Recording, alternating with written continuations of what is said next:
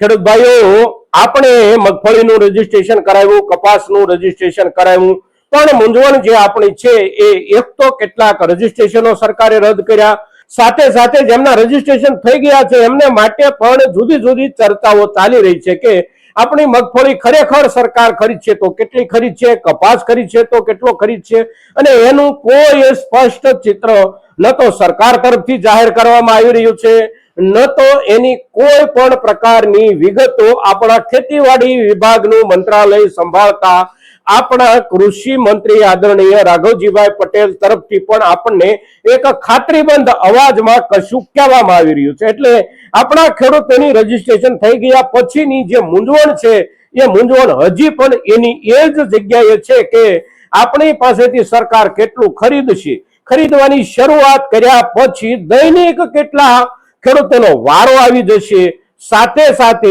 શરૂ થઈ ગયેલું કામ ક્યારે અટકી પડશે ને અટકી પડ્યા પછી પાછું ફરીને ક્યારે શરૂ થશે, આનું કોઈ પણ પ્રકારનું એક ખાતરીબંધ ચિત્રનું માળખું હજી આપણી સામે રજૂ ન થયું ત્યાં સુધી આપણા ખેડૂતો માટે ચિંતાનો વિષય છે કે આપણે સરકારને આપણી ઉપજ વેચી શકીશું કે કેમ. એની સામે આપણા પડોશી રાજ્ય મધ્યપ્રદેશમાં મુખ્ય પાક ચોમાસાની ઋતુનો જે છે એ છે એક પાક સોયાબીનનો.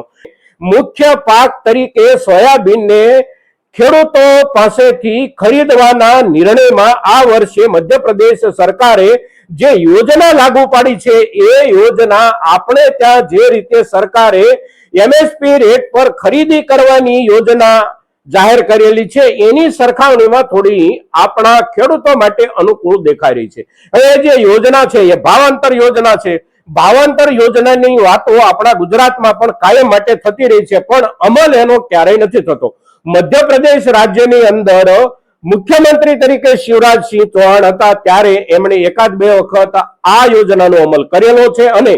જે વર્ષે એ યોજનાનો અમલ થયો એ વર્ષે ખેડૂતોને સારામાં સારો લાભ થયો છે અને ઓછામાં ઓછી અગવડો પડી છે. સરકાર સાથે કામ કરવામાં જે અગવડો પડતી હોય એ અગવડો ખેડૂતોને નથી પડી. હવે ભાવાંતર યોજનાનું સ્વરૂપ કેવું હોય છે તો